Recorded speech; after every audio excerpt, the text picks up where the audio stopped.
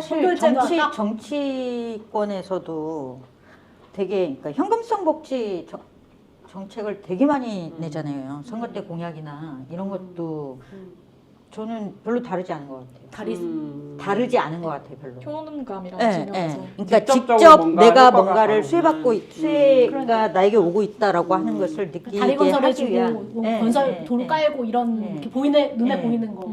그리고 저는 그 전체적으로 지금 사람들이 특히 SNS 중심으로 정보를 얻고 자신들이 어떤 정책을 지지할 것인가, 누굴 지지할 것인가, 후원할 것인가를 결정하는 이 사람들이 굉장히 소비자 같은 생각을 가지고 있다고 생각해요. 소비자 같은 태도. 내가 이 돈을 썼으면은 그걸 해주는 사람들.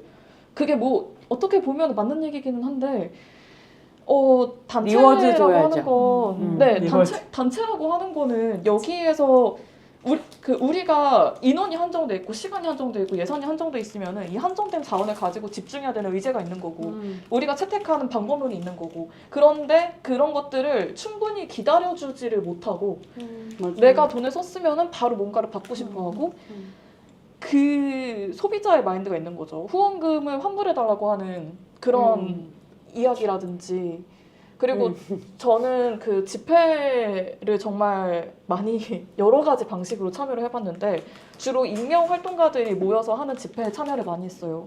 근데 이런 집회들의 특징이 그 회계를 정말 집착적으로 해요. 정말 투명하게 해야 돼요. 이거 너무 당연한 거죠. 그런데 이 회계에 그렇게 몰두하는 뭐라고 해야 될까요? 사람들의 마음이 공포에 가깝다는 생각을 했어요. 내 돈이 새거나 저들이 내 돈을 받은 저들이 소위 말해서 나의 코를 베어갈까 봐 그거에 대한 두려움이 굉장히 크고 그래서 이게 진짜 10원도 차이가 나면 안 됩니다. 근데 그건 항상 중요한 거고 항상 중요한 거죠. 단체나 아무 중요하게 네, 그런데 그것은 당연히 해야 되는 거고 근데 거기에 임하는 그 마음 자체가 다른 것 같다라는 생각이 든 거예요.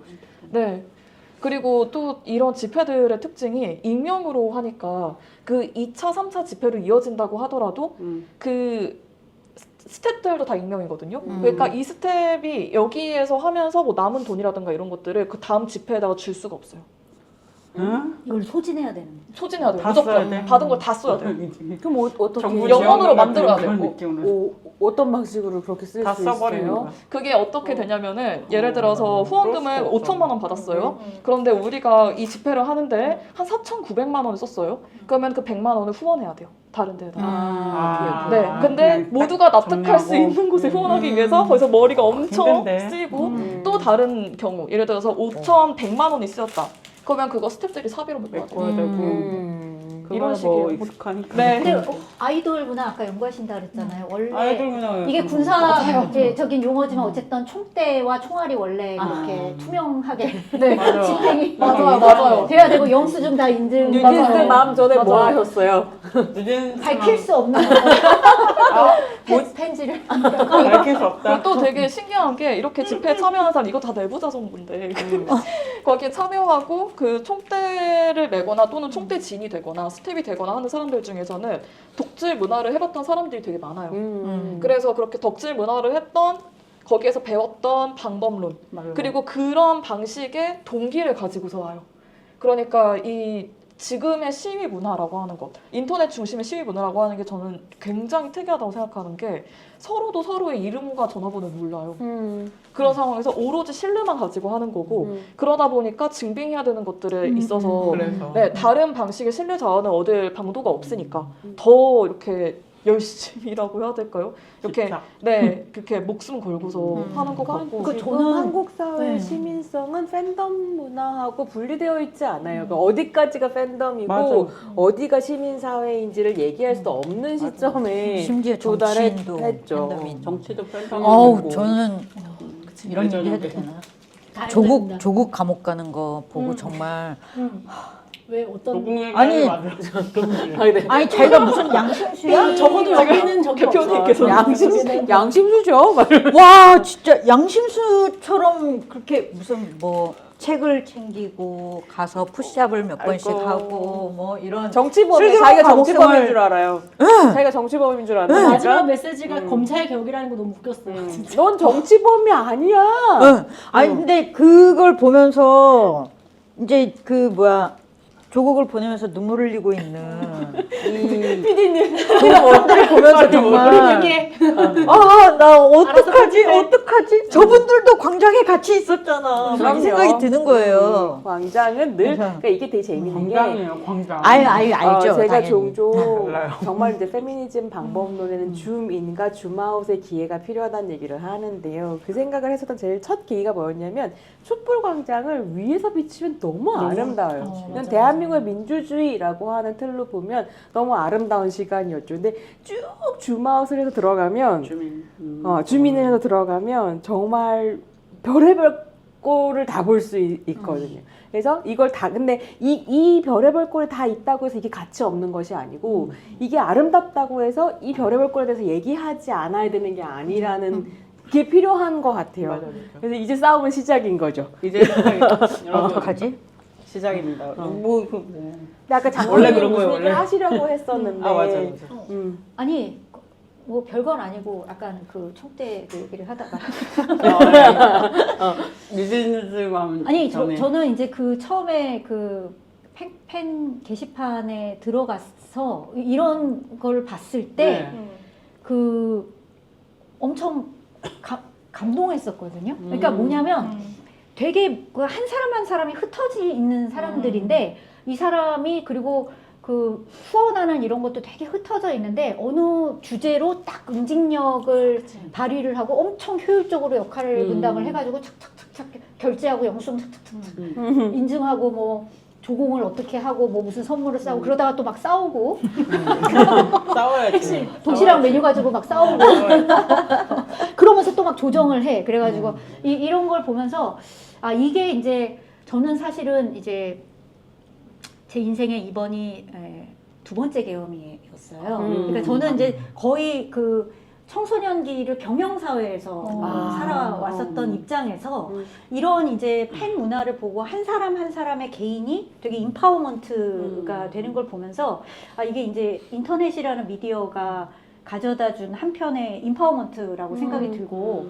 그래서 이제 제가 예전에 뭐 사이버 페미니즘이니 이런 거에 조금 관심을 가졌던 거예요. 내가 어떤 나는 전혀 일반 사회에서는 힘이 없는 사람이고 엄청 권력의 말단에 있는 사람이고 그 아주 주변부에 있는 사람인데 인터넷에서는 내가 여성이라는 거 아무도 모르는 저는 이제 그 익명성에 숨고 싶었거든요. 그리고 진짜 사회적 단서 없이 평등하게 한번 맞다이로 다이다이로 들어와봐 뭐 이런 약간 분위기로. 근데 역시 뉴진스만 또 인용 자체가. 근데 이제 한편으로는 지금의 인터넷은 또 다른 한편으로 반성적으로 보면 그 비극도 잉태를 한 거죠. 맞죠. 이게 한편으로는 그 개인들이 끊임없이 흩어져 있는 개인들이 소비자로서 호명이 되고 소비자로서 주로 내가 효능감을 느끼고 원래 이제 제가 좋아하는 어떤 그 갑자기 생각이 안 나는 어떤 선생님 책에 보면 이 시대의 그 일반 평범한 시민들이 자유를 느끼는 건 소비할 때뿐이다 이런 얘기도 있었거든요. 그러니까 자기가 유일하게 효능감을 느끼고 자유를 느끼는 게 이제 소비자일 때고 사회단체나 어떤 사회 운동을 바라볼 때도 약간 그렇게 소비자로서 접근하는 뭐 약간 그런 태도를 우리가 조금 과제로 봐야 되는데 제가 절망적으로 아 이거 어떡하지 싶은 거는 유튜브예요. 그러니까 이것도 유튜브 채널로 올라가는데 아니 어떡할 거야. 대통령이 유튜브에 푹 빠져가지고 개헌까지 물론 이것도 저는- 음모론이긴 한데 아니, 너무 개연성 있잖아요. 너무 그쵸? 개연성 있잖아요. 맞아. 이런 너무 엄청 충격받았어. 예 이거를 내 썩음. 아니 내성이란 말이 이거를 있는데 믿는다고 이거를. 그러니까 이런 그 시대잖아요. 엄청 그 사람들을 갈라치기 하고 끊임없이 필터 버블을 만들고 이런 그 지금의 인터넷은 이건 어떡하지 진짜? 큰일이네. 저는 뭐 이런 생각이. 셧다운 시켜야 된다고 생각을. 셧다운제? 우파 선생님들 할아버지들 아 셧다운. 셧다운 해야 된다. 근데 셧다운을 어떻게 어떤 8시 기준으로 옛날에 청소년한테 하던 그거. 야, 열심히 야 쉬었다 그렇게까지 간다고? 못하게 돼 못하게.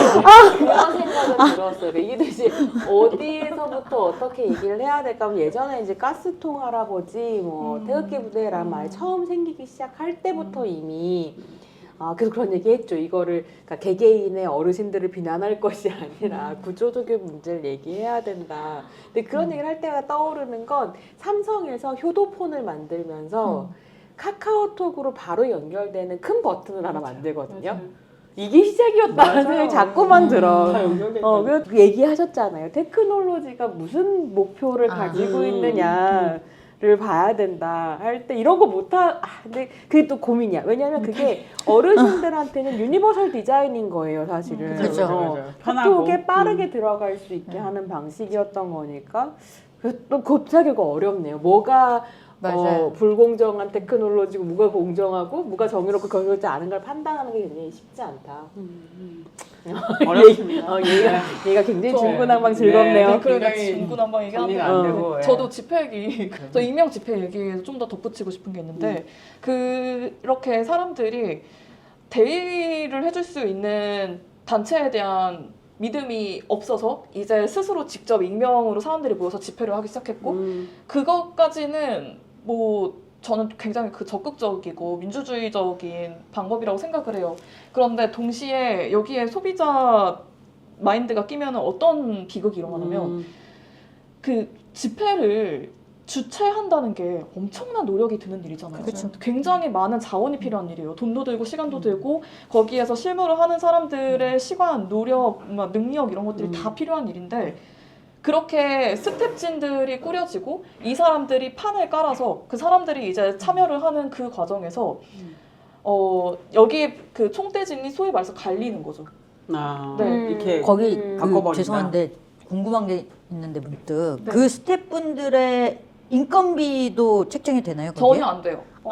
가져갈 수 있는. 약간 정부랑 비슷한데 정부 정부 지원 채워가지면 사업이 이래요. 인건비를 안 줘요. 인건비 저는 안 진짜 줘요. 할 수가 없어요. 이게 전혀 안 되고 인건비를 얼마 나갔다? 그러면 난리가 나. 당연히 네. 이거는 너무하네. 어떤 방식으로 책정할 감사 것이냐부터 들어가야 시작해서 열정으로 해야 되는 거구나. 맞아요. 열정과 진심. 맞아요. 열정으로 해야 되는데 심지어 이 집회 의제가 정치적인 거거나 또는 페미니즘 집회였다? 이러면은 이제 어디 가서 절대 말도 못해요. 내가 이 집회에 경력도 안 되는 경력이 안 돼요. 애초에 경력으로 쓰면 안 돼요. 그러니까 다 익명인 거고 경력 쓰면 안 돼요. 경력으로 쓰면 안 돼요. 왜냐하면은 이렇게 하면은 김민용 같은 사람들 나의 그 참여했던 사람들, 후원했던 사람들의 정치적인 그 입장이나 그 자기들의 의견을 이 사람이 대의할 수 없을 거라는 생각을 하니까 못하게 하는 거예요. 나는 크레딧 문화 너무 큰 문제라고 와. 생각해요. 무슨 트위터에서 말 하나 올리고 이거 내 크레딧이라고. 야 SNS는 그거 안 하려고 만들어진 건데. 그러다 보니까 이 사람들이 집회를 특히 대형 집회는 한 번 어렵다. 기획해서 하려면은 일이 너무 많고 와. 특히 핵심적인 멤버들일수록 자기의 소위 말하는 현생을 포기해요. 현실 생활을 포기하고 하루 종일 집회일만 하고 뭐 시간 돈 들이고 막 여론 체크하고 그래서 올렸는데 나는 이제 이거에 대해서 이거를 내가 스텝으로서 참여를 했다는 말도 하면 안 되고 내가 여기에 투입했던 나의 자원에 대해서도 크레딧을 이렇게 내가 주장을 하면 안 되고 그렇다고 나에게 인건비가 오는 것도 아니고 심지어 그 상황 모든 게 나에게는 이제 경력 공백으로 남는 거죠. 여기에서 와. 활동했던 사람들은 20대, 30대들이 많아요. 뭐 저는- 대학생, 취준생 이런 사람들이요. 저는 거기에서 저는 노조활동가로서 이런 집회에 극렬히 반대합니다. 노동참치냐 진짜. 네. 아니 근데 한편으로는 그러니까 집회 참여한 사람들이 크레딧을 오케이 한다고 하더라도 페미니스트 집회를 기획한 게 어디에 취직할 때 도움이 되는가? 안 되긴 하죠. 그것도 그렇죠. 그것을 인정해 주는 것이 그러게. 문제라는 그 인식이 왜 나오는가를 좀 생각해 봐야 될 것 같아요. 이게 근데 저는 사실 이제 그 여러 경우에 노동 문제나 생산자로서의 자기 정체성이나 이런 것들이 굉장히 가려지잖아요. 그러니까 페미니즘 집회를 할 때도 심지어 이제 여러 맞아요. 기본적으로 착취와 차별에 저항하는 사람들도 이런 경우들이 되게 많고, 그리고 아까 제가 얘기하려다가 지나갔는데 사실 강남역 해화역 얘기할 때 신당역도 얘기하고 싶었는데 맞아. 그러니까 그 여성 영문 노동자가 일하다가 일터에서 살해당하고 이런 문제들도, 그러니까 되게 일터의 문제들은 여성들이 그 안에서 겪는 문제들을 포함해서 되게 일터 밖으로 나오기 어렵잖아요. 그러니까 그게 일터 밖으로 나온다는 건 이미 그 안에서 엄청나게 지지고 볶고 거의 이제 자기 생계와 목숨까지 이렇게 맞아요. 걸고 뭔가를 한다는 얘긴데, 그래서 그런 부분들에 대해서 좀 더 많이 좀 고려하고 같이 연결해야 되지 않을까 싶은. 이거 좀 같이 이야기해 보면 좋겠다는 생각이 드는 주제네요. 그러니까 여성들의 노동, 특히 뭐 페미니즘 운동을 할 때든 이게 극도로 권력화되는 걸 지양하면서 이제 정말 아무것도 인정되지 않는 그런 것 좀 고민을 너무 하게 되게 되네요. 신기한 것 같아요. 한편은 되게 권력 지향적인 담론도 있잖아요. 그쵸, 온라인 그쵸. 페미니즘 담론 안에서도 저는 되게 권력 야망 있는 담론들 좋아하는데, 야망 있는 사람 좋아하고 근데 권력화 되려면 또 이렇게 뭔가 지지해주고 지원해주고 하는 것도 필요할 텐데 그거에는 또 극도로 예민하게 되는 부분들에 대한 이게 아까 선생님께서 말씀하신 그 페미니스트들 안에서도 이미 분화가 되어 있고 그 사이에 갈등이 있다라고 하는 거랑 통하는 것 같아요. 네. 페미부터가 할 일이 있네요. 저는- 아주 시의적절한 저는 기획이네요. 야망으로 뭉쳐있는 사람이 야망의 종류가 좀 다른 것 같긴 아니 야망이 이런 어떤 과제와 야망인데? 고민거리를 앞으로 계속 이렇게 네. 풀어가실 일이 많을 것 같습니다. 네. 저희가 열심히 하겠습니다. 네.